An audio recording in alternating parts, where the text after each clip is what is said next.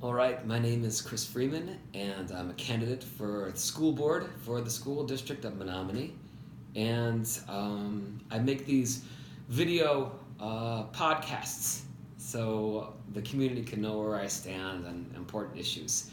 And today I was at a wonderful event at the high school.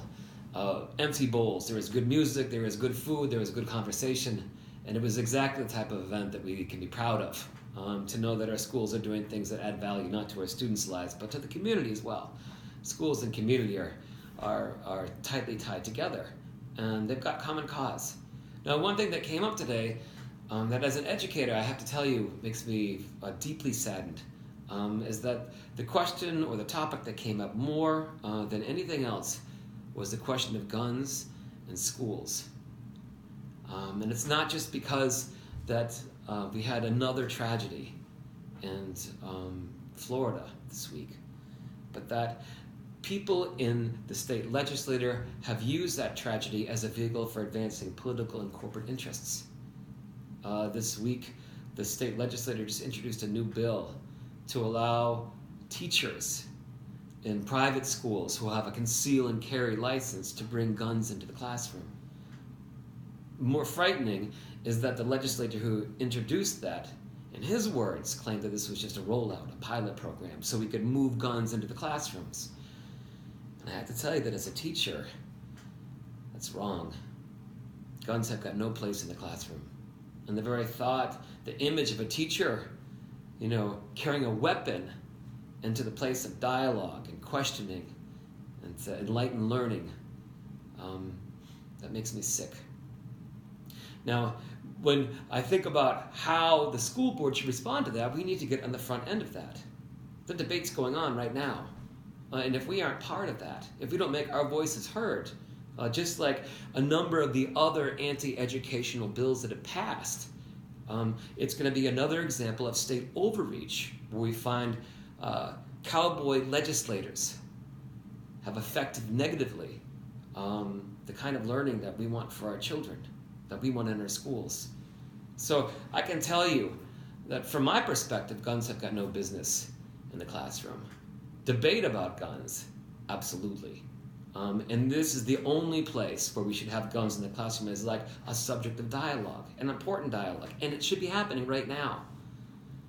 I don't think there's many of us that aren't proud of those kids from Florida for finding the words to express those ideas and thoughts, those emotions, but also those critical insights that they have that has fallen on deaf ears.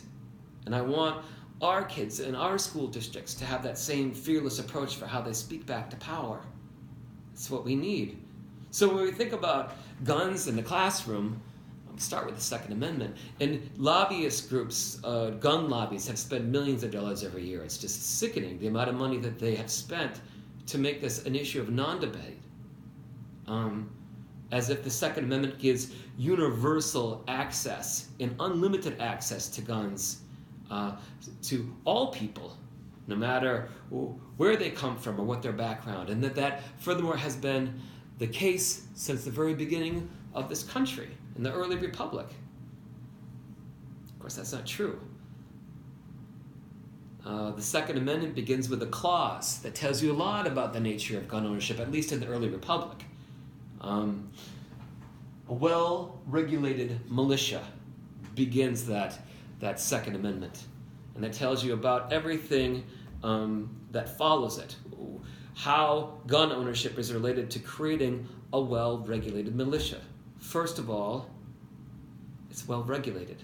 That means it has government oversight. That means it always has. That doesn't mean it always has to, because we have a living document in the Constitution that can be interpreted, but those interpretations are very difficult, and there's a very complex situation that lies behind them. But if you want to argue that there is no debate on the Second Amendment in terms of gun ownership and gun rights, you haven't read the first clause. And our students need to be aware of that when they think about how they're going to articulate their visions for how they see gun ownership going forward. They should ask themselves in the classroom, like, well, what is this militia? Who belonged to them? Well, white males did. White adult males. No women, no persons of color. It's very clear that children were not part of these militias. So when the NRA and the gun lobby and the gun manufacturers and members of our state legislature tell you that children and all people in the state have to have an unregulated access to guns, they're not reading the Second Amendment. The words are not on their side. And if you think that our founding fathers wanted to put weapons in the hands, right, of women, of African Americans, and of children, I don't think you understand history. So these are topics of debate, and this is how guns can add value to the classroom in terms of discussion. You never want to see a teacher in a classroom with a gun. You can never have an open dialogue or an open debate. It's already broken. And cowboy legislators that want to make that happen, they're making decisions now and using tragedy to advance corporate and political interests. They're going to cost us in the long run, just like the last 7 years have already cost us. So I think all of the candidates for school board need to be clear on this. Where do they stand? How do they see the issue? How do they understand it? And how do we use this as a learning experience for our students and our community? Well, that's where I stand. I'm Chris Freeman. I'm running for school board. And thank you for taking the time to listen to issues, I think, that concern us all.